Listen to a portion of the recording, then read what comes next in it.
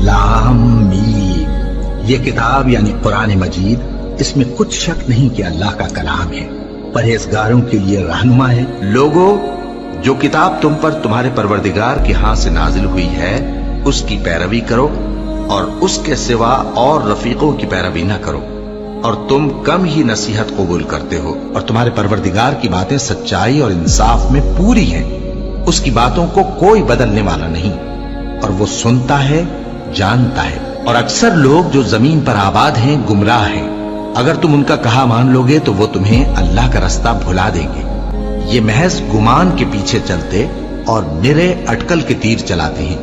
तुम्हारा परवरदिगार उन लोगों को खूब जानता है जो उसके रास्ते से भटके हुए हैं, और उनसे भी खूब वाकिफ है जो रास्ते पर चल रहे हैं। भला ये कुरान में गौर क्यों नहीं करते?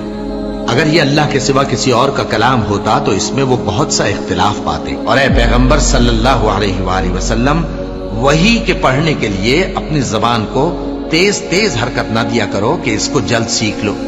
इसका जमा करना और पढ़ाना हमारे जिम्मे है। सो जब हम इसे पढ़ा करें तो तुम उसको सुना करो और फिर उसी तरह पढ़ा करो।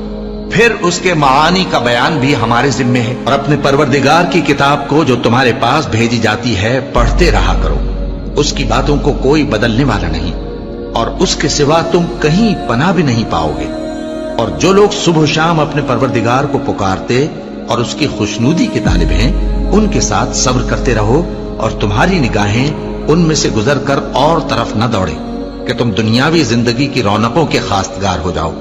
और जिस शख्स के दिल को हमने अपनी याद से गाफिल कर दिया है और वो अपनी ख्वाहिश की पैरवी करता है और उसका काम हद से बढ़ गया है, उसका कहा न मानना। और कह दो कि लोगों, ये कुरान तुम्हारे परवरदिगार की तरफ से बरहक है, तो जो चाहे ईमान लाए और जो चाहे काफिर रहे। हमने जालिमों के लिए दोज़ख की आग तैयार कर रखी है जिसकी कनातें उनको घेर रही होंगी, और अगर फरियाद करेंगे तो ऐसे खौलते हुए पानी से उनकी दादरसी की जाएगी जो पिघले हुए तांबे की तरह गर्म होगा और जो उनके चेहरों को भून डालेगा। उनके पीने का पानी भी बुरा और आरामगाह भी बुरी। बेशक ये किताब नसीहत हम ही ने उतारी है और यकीनन हम इसके निगहबान हैं।